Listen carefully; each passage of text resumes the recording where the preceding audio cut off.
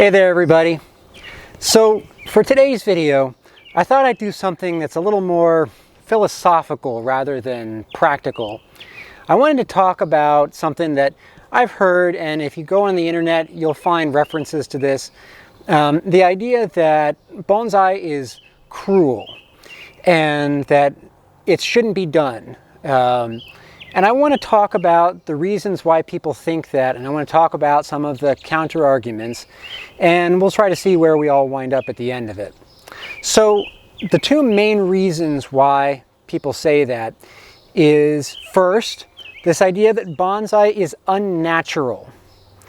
It's like keeping animals in a zoo. It takes away the freedom of the plants to do what they want, to grow the way they want to. They're kept in pots, which is maybe like foot binding in old China. Foot binding women to keep their feet nice and tiny and small, which we would not do today. It's considered cruel and unnatural. These people would also argue that we are intentionally shaping trees in ways that may be pleasing to us as people, but are not the way that the tree would choose to grow if it had its own choice, and that's unnatural. The other main argument people make is that bonsai is painful to the tree. It's cruel. Heavy pruning of the branches hurts the tree, just like cutting off your fingers and your arms. Pruning the roots is like intentionally starving the tree from food, preventing it from taking up nutrients that it wants. That these things are painful to the tree and cruel. So let me talk a little bit about the counter arguments. First, we've been keeping plants in containers for thousands of years, if not tens of thousands of years. We've never had any complaints from the plants about it that I'm aware of, and people have never in any culture that I'm aware of decided that keeping plants in containers is an act of cruelty. I'm not aware of any part of the world where that's true. We also have to be careful about anthropomorphizing. Anthropomorphizing just means our human tendency to project what we think people feel and think onto animals and other creatures that are not people, and we assume that the way that we think and feel is the way that they think and feel. So, just because your dog is looking at you doesn't mean that he's thinking exactly what you think he's thinking. We don't know exactly what your dog is thinking and how he experiences life.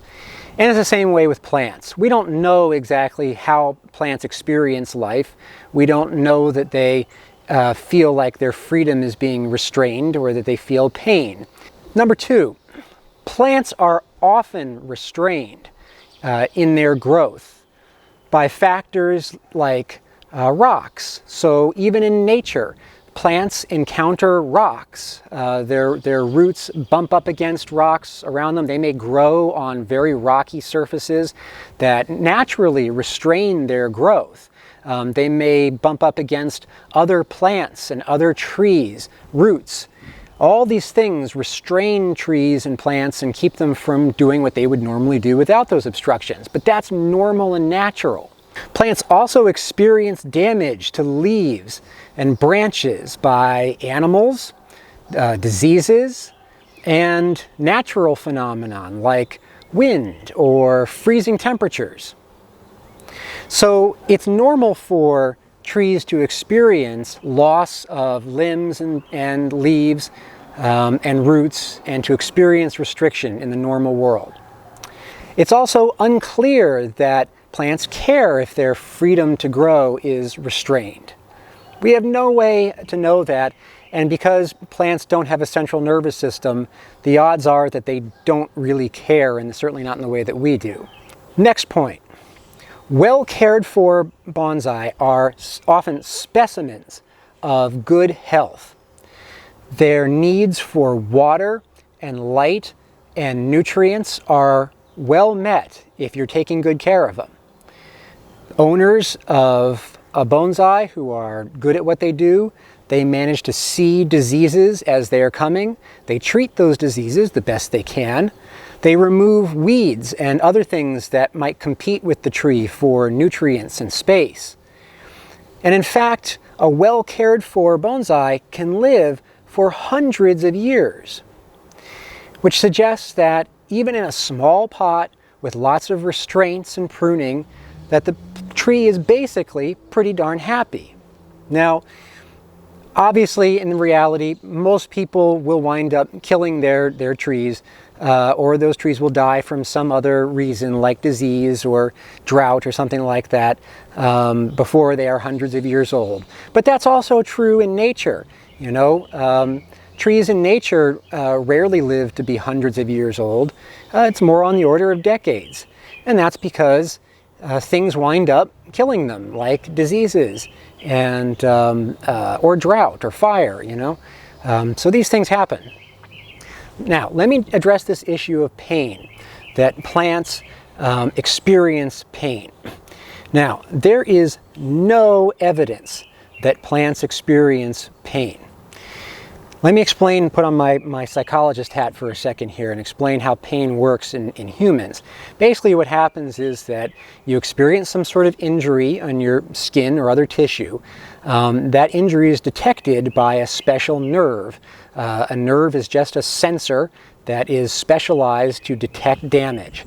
And it takes that damage signal and it turns it into an electrical signal that travels all the way up from the source of the injury to your brain, where your brain then it transforms that electrical signal into the perception of pain.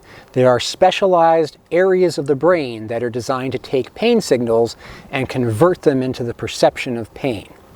Now, plants, as I said, do not have a central nervous system. They do not have a brain, they do not have spines, they do not have nerves. So they cannot experience pain in the same way that we do. Now, some people might argue, okay, well, but maybe plants experience pain in some other way that is not the same as humans. You know, we do know that that plants do experience a response when they are being damaged. So there's a lot of research evidence that shows that when a plant is injured or under threat, being attacked by pests, diseases, that plants mount a response, sort of like your immune system. They do things to try to protect themselves. And there's even evidence that in forests that trees can actually communicate to each other and warn other trees that a disease or some other threat is coming. And they can transmit that signal through chemical messengers in roots and possibly in other ways too. So it's clear that trees can recognize that they are being damaged, they can mount a defense, and they can communicate to each other about those threats. But that's not the same thing as meaning that they experience pain. There is no evidence for that. Let me give you an example of what I mean. Have you ever noticed on your body, you wake up one day and you look down, you notice that you've got a bruise, and you think to yourself, boy, that's weird. I don't remember injuring myself in any way. I've got this big bruise on my leg or something like that. And I have no idea how it got there. It doesn't even really hurt when I poke at it, but I clearly did something, so oh well, right? Has that ever happened to you? I mean, it certainly happened to me occasionally. Now, what that means in a time like that is that your body has experienced an injury of some sort, but you didn't experience pain. Your body experienced an injury, it mounted a defense to try to deal with that injury by bringing lots of blood and fluid to the area to try to help heal it, all without your knowing about it. And you did not have to experience pain in order for that response to happen. Let me give you another reason why I would argue that there's really no reason to think plants experience anything like pain.